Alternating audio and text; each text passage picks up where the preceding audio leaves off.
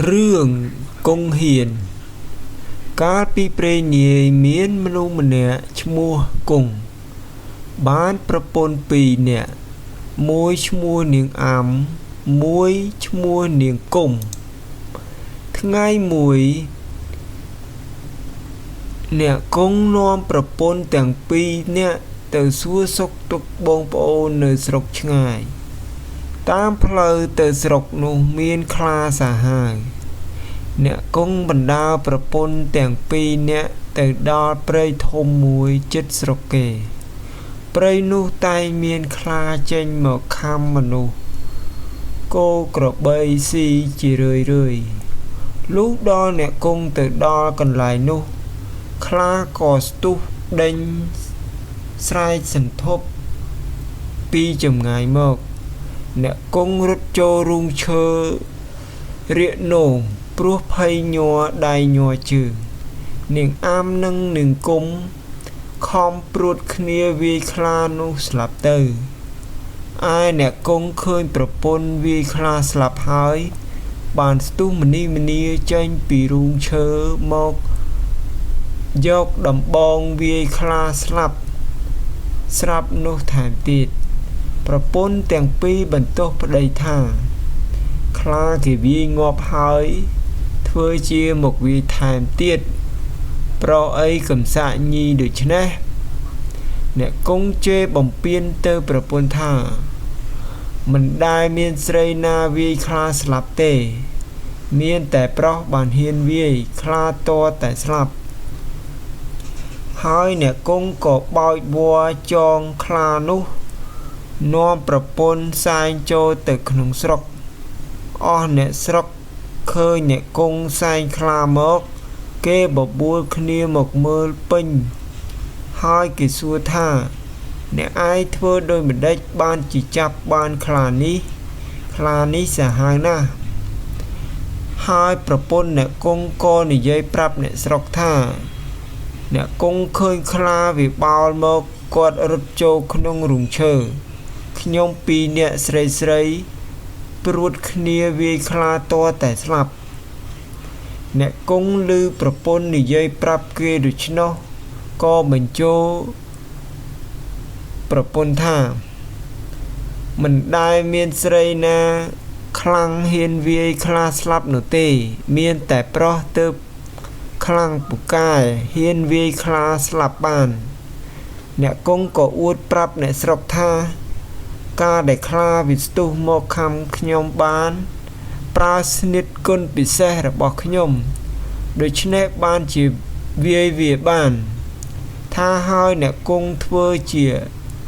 លោតគុណវាយខ្លាឲ្យអ្នកស្រុកមើលអស់អ្នកស្រុកកោតខ្លាចអ្នកគង់តែរាល់គ្នា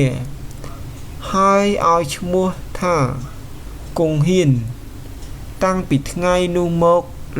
ឮល្បីឈ្មោះគង់ហ៊ានជាអ្នកខ្លាំងពូកែចេះគុណវាយខ្លាស្លាប់រឿងនេះជ្រាបទៅដល់ស្ដេចទ្រង់ឲ្យយកទៅចិញ្ចឹមធ្វើជាសេនាសម្រាប់ច្បាំងសង្គ្រាមលុះដល់យូរបន្តិចទៅជួនជាមានសឹកគេលើកមកច្បាំងយកនគរស្ដេចទ្រង់ប្រើគង់ហ៊ានឲ្យទៅច្បាំងគង់ហ៊ានឮស្ដេចទ្រង់ប្រើឲ្យទៅជួយច្បាំងសឹកសង្គ្រាមដូច្នោះភ័យណាស់ពុំដឹងធ្វើម្ដេចនឹងប្រកែកបានត្បិតស្ដេចទ្រង់ប្រើហើយខ្លួនបានទាំងល្បីឈ្មោះជាអ្នកខ្លាំងពូកែផងត្រឡប់មកផ្ទះវិញដេកសន្ធឹងសន្ធៃអត់បាយប្រពន្ធទាំងពីរនាក់ចូលទៅសួរថាម្ដេចបានជាអ្នកដេកអត់បាយដូច្នេះតើមានហេតុភេទប្រការដូចម្ដេចគង់ហ៊ានប្រាប់ថាត្បិតស្ដេចទ្រង់ប្រើឲ្យទៅច្បាំងសឹកឥឡូវនេះបងខ្លាចសឹកនោះណាស់មិនដឹងបើគិតដូចម្ដេចទេប្រពន្ធឡើងឆ្លើយថាអ្នកកំព្រួយចិត្តធានាលើខ្ញុំទាំងអស់អ្នកក្រោកឡើងពិសាបាយឲ្យឆ្អែតងូតទឹកឲ្យសប្បាយខ្លួនចោះ គង់ហ៊ានលើប្រពន្ធលួងលោមដូច្នោះបានធូរចិត្តក្រោកឡើងងូតទឹកស៊ីបាយរៀបគ្រឿងប្រដាប់នឹងទៅច្បាំងលុះរៀបរួចហើយដែលបានវេលាល្អក៏ចូលទៅក្រាបបង្គំលាស្ដេចទៅច្បាំងយកទាំងប្រពន្ធទៅផងគង់ហ៊ានជិះខាងក្បាលដំរីប្រពន្ធជិះខាងក្រោយមានរេពលហាយហោមអមមុខក្រោយជាក្បួនទ័ពត្រៀបត្រាពាសពេញលុះទៅចិត្តខ្មាំងសត្រូវមើលឃើញច្បាស់ប្រកាសគង់ហ៊ានភ័យណាស់លេចអាចលេចនោមញ័រដៃញ័រជើងដូចអង្រួនក្បាលដំរីឯដំរីគិតស្មានថាគេអង្រួនឲ្យខ្លួនបោលចូលក៏ចេះតែបោលមុនរេពលទាំងអស់គ្មាននរណាតាមទាន់ឯខ្មាំងសត្រូវឃើញគង្ហ៊ានបំបោលដំរីចូលដូច្នោះគិតស្មានថាមេទ័ពនេះពូកែណាស់ក៏បាក់ទ័ពរត់ចាញ់រត់យកតែប្រាស់អាយុដែលខ្លួនទៅគង់ហ៊ានឃើញខ្មាំងរត់ទាំងអស់ក៏ធ្វើជាអួតក្អេងក្អាងឲ្យអស់និមឺននឹងរេពលកោតខ្លាចអស់និមឺនឃើញគង់ហ៊ានលិចអាចដាក់ក្បាលដំរីស្អុយពាសពេញដូច្នោះគេសួរថាលោកមេទ័ព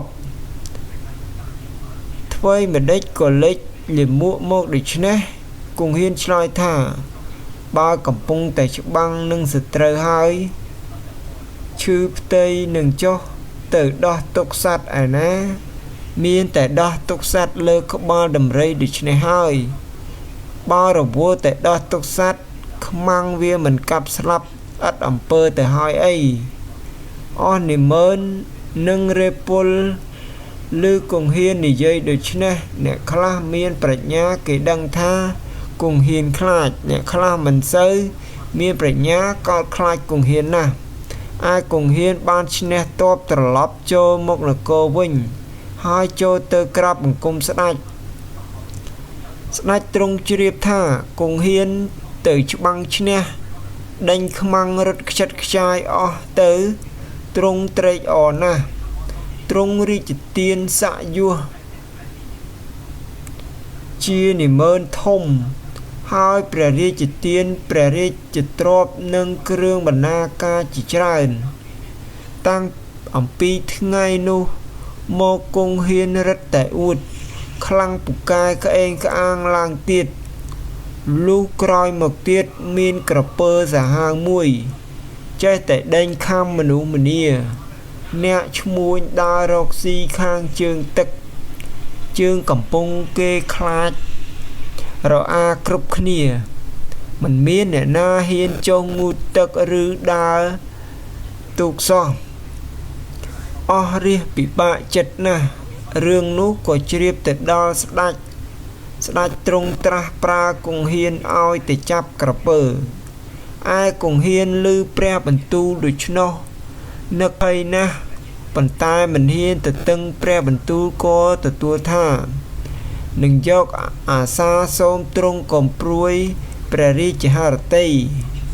គង្ហ៊ានត្រឡប់មកដល់ផ្ទះនិយាយនឹងប្រពន្ធថាគេអើយឥឡូវនេះទ្រង់ឲ្យយើងទៅចាប់ក្រពើក្នុងទន្លេត្បិតក្រពើសាហាវណាស់ម្ដងនេះយើងឃើញថាមិនរួចខ្លួនទេមុខជាក្រពើខំស្លាប់មិនខានពីមុនទៅនៅលើគោកឥឡូវមើលទៅឃើញក្នុងទឹក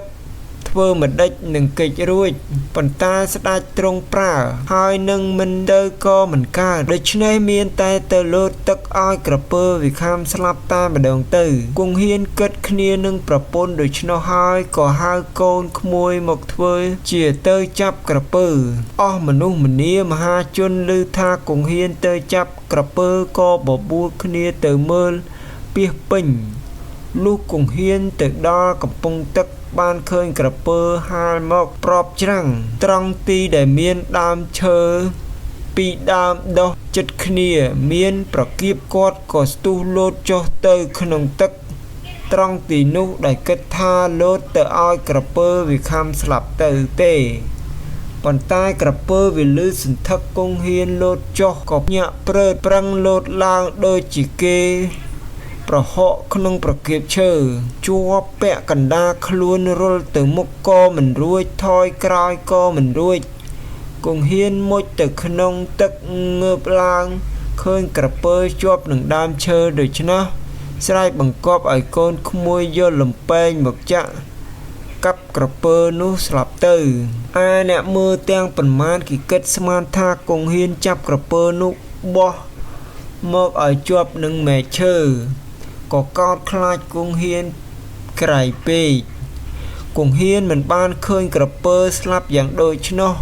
ក៏រឹតតែអួតក្អេងក្អាងខ្លាំងពូកែឡើងទៀតហើយចូលទៅក្រាបទូលស្ដេចថាខ្លួនចាប់ក្រពើចោលឡើងមកលើគោកស្ដេចទ្រង់ក៏សពព្រះរាជតីប្រោសប្រទានយស័ក្តិឲ្យគង់ហ៊ានឡើងធំលើសពីមុនទៀតព្រះរាជទាំងអំណាចនិងរង្វាន់ជាច្រើន